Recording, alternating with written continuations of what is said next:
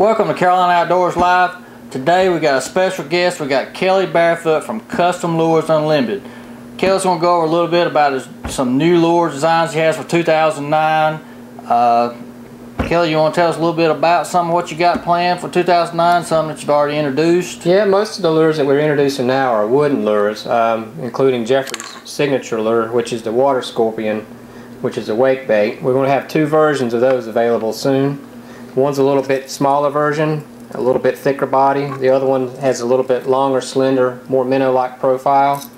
The rest of them are pretty much crankbaits, and well, the Icons and the Havocs. And our newest one is the Swim Brim, which was introduced about a month or month and a half ago. Okay, let's talk about the Scorpion. I know I told you a long time ago that wake baits were really hot, and there wasn't any type wood wake bait out there. Right. And so you come up with a wake bait that is entirely made out of wood. Yeah, it's probably been one of the most difficult lures to make for me personally, because it's such a weight sensitive lure, and the balance is really critical. And actually it's gone through several modifications with terms of lip and lip angle and lip size, and also the weighting in the belly is very critical in getting this thing to perform right. And that's a true wooden wake bait. As a matter of fact, we got some good footage. I actually used one of the prototype lures when you were building that in the beginning at Smith Lake during FLW, and we got some footage. Let's go to the footage.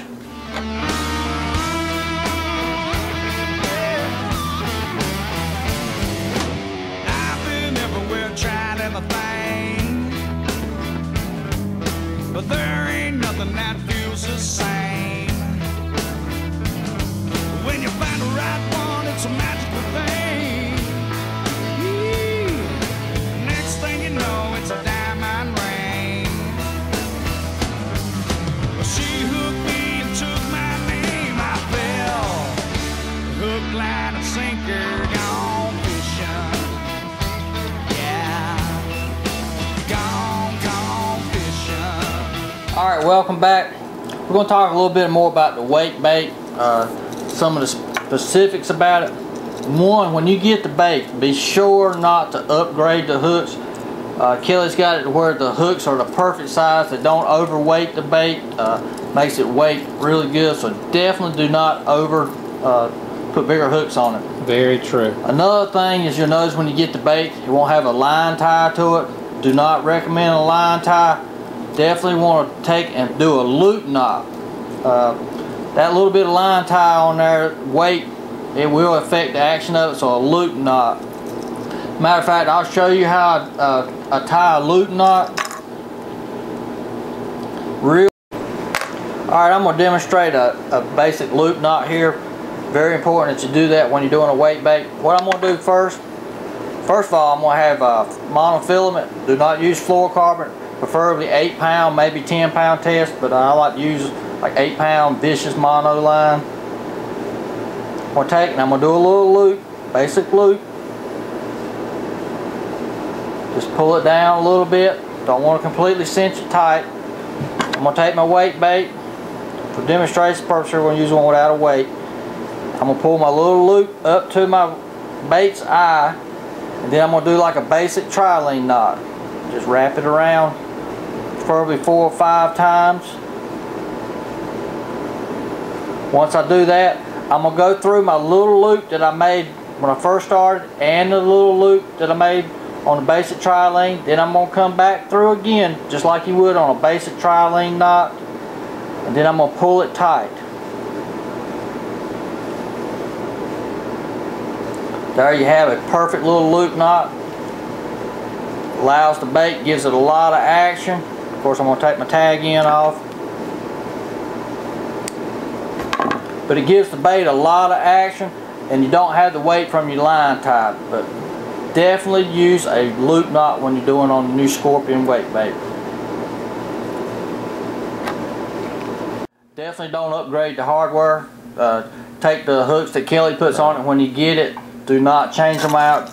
He's got it balanced where it just wake almost perfect. But it's not a good bait that when you got a lot of wind. It needs to be like a calm situation. Really a slick water, and just throw it out there.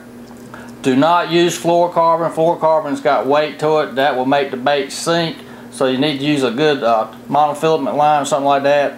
And don't go any higher than 10-pound test. 8-pound is really good, but no fluorocarbon. Yeah, we get a lot of questions from folks that have ordered them and wondering why the nose of the bait's falling down. Usually it's typically because they haven't tied to the line tie and they're using the fluorocarbon line. Definitely adds weight to the nose of the bait. Yeah, this is going to be a hot bait for 2009, no doubt. Hopefully for years to come. Yeah, like I said, we've always needed a wooden bait out there in the wake bait.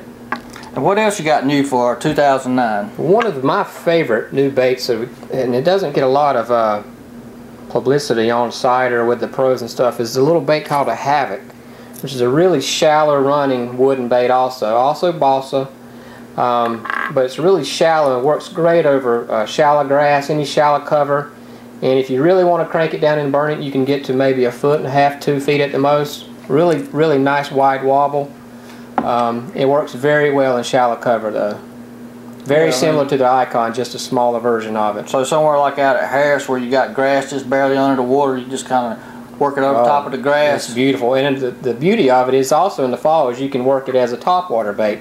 Just hold your rod tip up, and you can also, it just stays on the surface and it works like a topwater bait, which is something they really don't see a lot of. And that's called what? The Havoc. Havoc. Because that's what it reeks, is Havoc. Well, that's a neat lure. And its next step up is its next largest brother is the Icon M2. It's part of the Mike Iaconelli signature series. You got the Icon M2 and the Icon, which the Icon is the larger version of them. Both of these are balsa baits. Probably everything we're talking about here is totally wood, right? Totally wood. And the unique thing about them is they all have carved details into them. The eyes are inset, they have mouths, they have gills, which is something rare. A lot of the older Bagley's lures, it works a lot like an old Bagley lure, but the Bagleys didn't have any detail really other than just the paint job and their ability to catch fish. The detail is just amazing. And some of these crawl patterns that you can really pick up the detail in them nicely. Now these are going to dive to what, about 6 feet? No, around 4 at the most, 3 to 4. It's got a big wide kick though, and we've had a lot of success on the trail with those already. In fact, Mike, the very first ones he got, he won a tournament at Carr Lake in the Stren series last September, I believe. So that was the first ones he got, and he won a tournament on it. Yeah, I believe he was keying on the grass. Yeah. And we recently had reports out of California of some fish being caught in the 10 to 12 pound range on this Delta Crawl Red Icon. So it works in the Delta also in California. Something different. It does not come with a rattle, and part of that is because that was Mike's idea of that a lot of the heavily pressured waters, all they hear is rattles and plastic baits now. So he wanted something that was a little bit more silent, would come through cover like an old Bagley's would. So that's it, the Icon and the Icon M2. Sweet.